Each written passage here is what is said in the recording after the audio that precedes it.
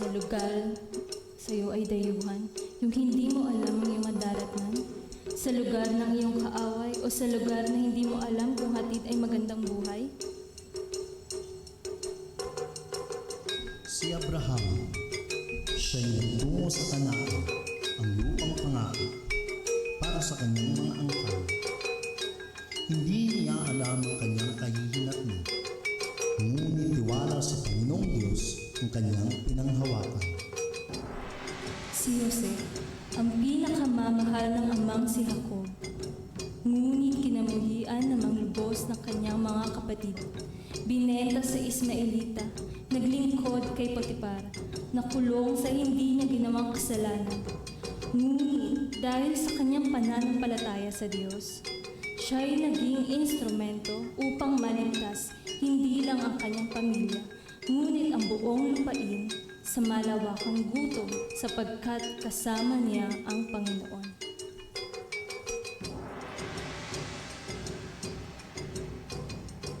Si Moises, lumaking parang prinsipe sa kaharian.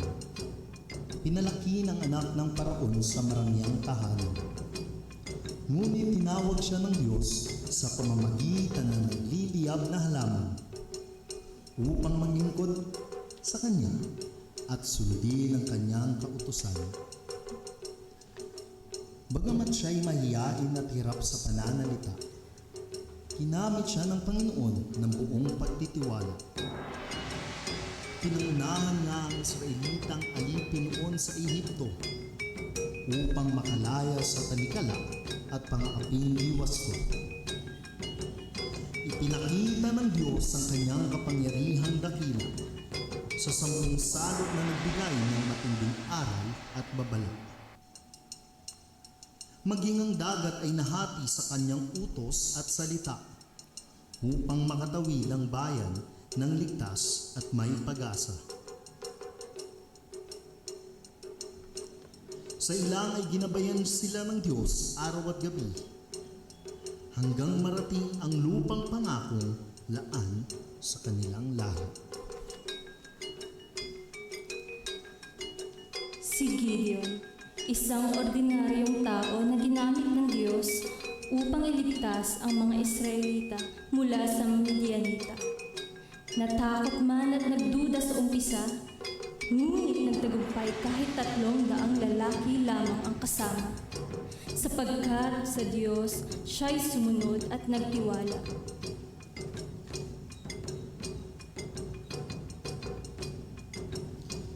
Si David, isang batang pastor, na naging hari mula sa puso ng Diyos.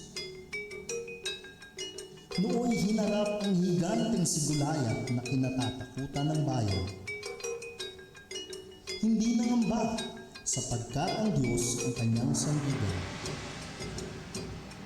Tirador at bato ang tila nagsilbi niyang sandata laban sa mabigat na pananggalang, kalasag at espada. Ngunit sa tulong ng Diyos, siya'y nanaig sa laban at bumagsak ang higante sa harap ng buong sambayanan.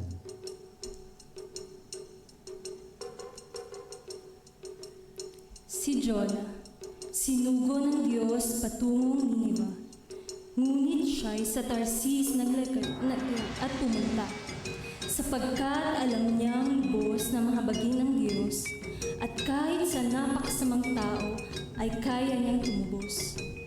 Kinamuhian niya ito, at ito ang dahilan ng kanyang pagtakbo. Diyos ko, mabuting patayin mo na lang ako. Sambit niya na patunay sa naunang naratibo.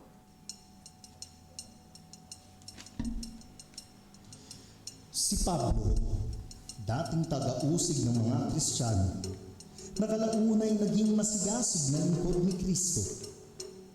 Naglakbay sa iba't ibang dako ng mundo, maipangaral lamang ang Ebanghelyo.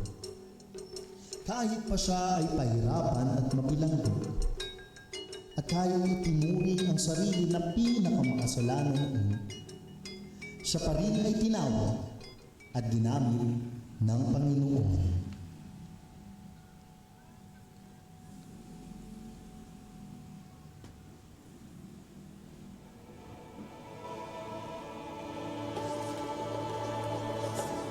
si Jesus mismo, ang butong na anak ng Diyos, nagkatawang tao upang abutin tayo, ikaw at ako. Hindi karapat-dapat, ngunit iniibig niya tayo ng buong buo. Manampalataya ka lang sa Kanya at tanggapin na siya lang ang Mesiyas, Diyos tagapagligtas at Diyos ng buhay mo. Isinilang bilang tao, namatay sa krus ng Kalbaryo. At ang tagumpay ng lahat ng ito, nabuhay siyang muli para sa akin at sa iyo. Si Jesus, Diyos na mahabagin, nananamin na may tawagin para sa mga aanin.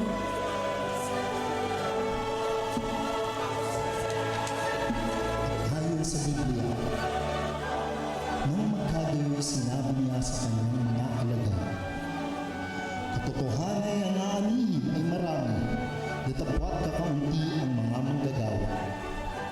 Idalangin natin niyo sa Panginoon ng aanihin, na magpadala siya ng mga manggagawa sa kanyang aanihin. Mateo 9, versikulo 37 hanggang 38.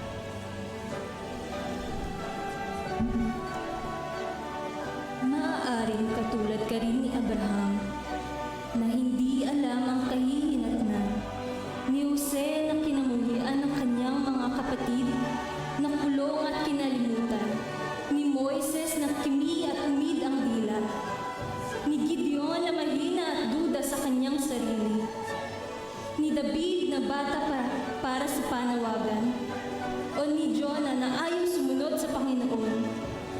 Maaaring katulad ka rin ni Pablo na naging mang-uusig ng mga lingkod ng Diyos at itinuring ang sarili na pinakamakasalanan sa lahat. Ngunit sa biyaya ng Diyos, siya'y naging lingkod na tapat.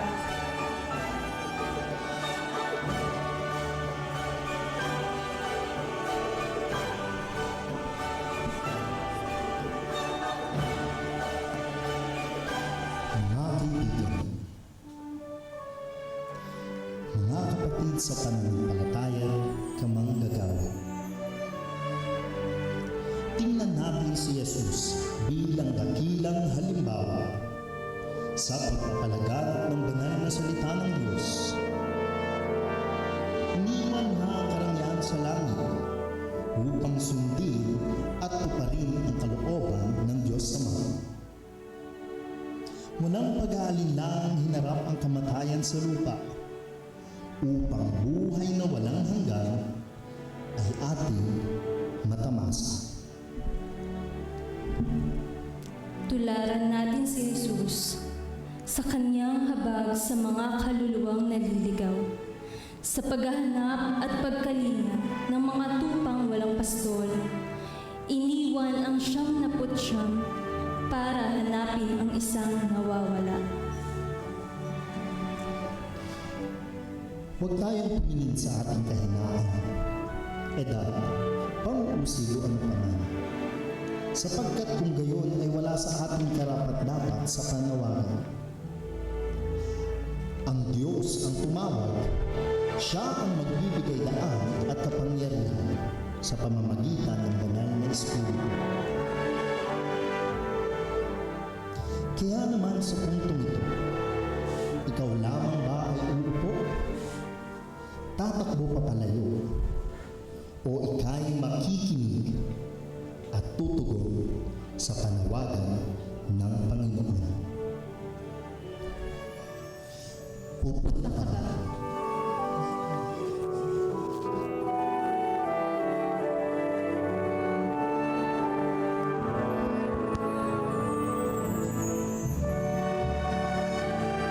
Mga minamahal kong kapatid sa Panginoon, sa mga nakaraang linggo ng ating Mission Month, tayo po ay tinuruan, hinamon, at pinalakas ng salita ng Panginoon at pinaalalahanan tungkol sa puso ng Diyos para sa mga bansa at sa mga taong hindi pa nakakakilala kay Kristo.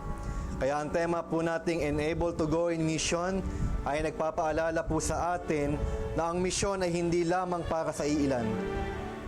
Ito po ay At ang mabuting balita ay hindi tayo pinapunta ng Diyos na tayo lamang. Siya po mismo ang nagbibigay ng kalakayahan, lakas, karunungan, kapangyarihan upang maisakatuparan ang kanyang ipinapagawa. Ngayon, habang binubuo po natin ang sulsihan po na ito, ay isa-isa nating inilalagay ang bawat piraso sa tamang lugar. Nakikita po natin ang isang mahalagang larawan na ang bawat piraso ay may kanya-kanyang hugis, layunin, kaya kapag hiwa-hiwalay, tila hindi po kumpleto ang kwento. Ngunit kapag pinagsama-sama po natin, nabubuo po ang isang malinaw na makapangyarihang mensahe. Ganyan din po sa katawan po ni Kristo. Bawat isa sa atin ay may natatanging kaloob, kakayahan, at papel sa gawain ng misyon. Maaaring hindi lahat ay tatawagin pumunta sa malalayong bansa. Ngunit lahat ay tinatawag na makibahagi sa panalangin, pagbibigay, pagsuporta, pagsaksi kung saan tayo inilagay ng Diyos. At habang binubuo po natin ang huling bahagi ng sulsihang ito, lumitaw po ang salitang I will go. Mga kapatid, ang mission emphasis po na ito ay hindi po pagtatapos ng ating misyon. Ito po ang simula ng panibagong pagtugon sa dakilang atas ng Panginoon. Mula sa lugar po na ito, tayo po ay lumalabas hindi lamang bilang mga nakinig, kundi bilang isinugo.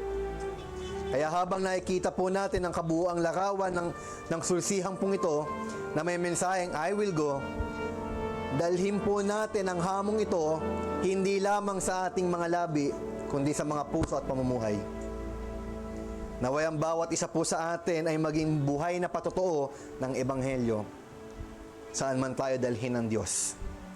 Kaya mga minamahal, gusto ko lang po magpasalamat sa mga nakibahagi po sa mission emphasis po na ito. Of course, sa mga pangunahing tagapagsalita, Pastor Mick, Pastor Rohan, salamat po sa inyo. Sa mga kapwa ko lingkod sa Obasan, Missionary Jason, Pastor Rani, at si Pastor Jomar na nawawala. Andiyan ka pala. Of course, sa mga naging abala sa paghahanda pong ito, alam nyo, pinagmamalaki ko po sa inyo na hindi po ako nakialam sa gawain yan. Sila po ang gumawa niyan. Kaya maraming salamat po. Even sa mga nag-assist sa parking lot, mga sumundo sa baba, yan, naway patuloy po tayong bigyan ng Panginoon ng tapang upang sumunod, ng pag-ibig na maglingkod, at ng pananampalataya upang tumugon sa kanyang tawag. And please be remembered that we are enabled by God, empowered by the Holy Spirit, and committed to His mission. Nawa masabi po natin, I will go. Pagpalain po tayong lahat ng ating Panginoon. Yan, to close ang ating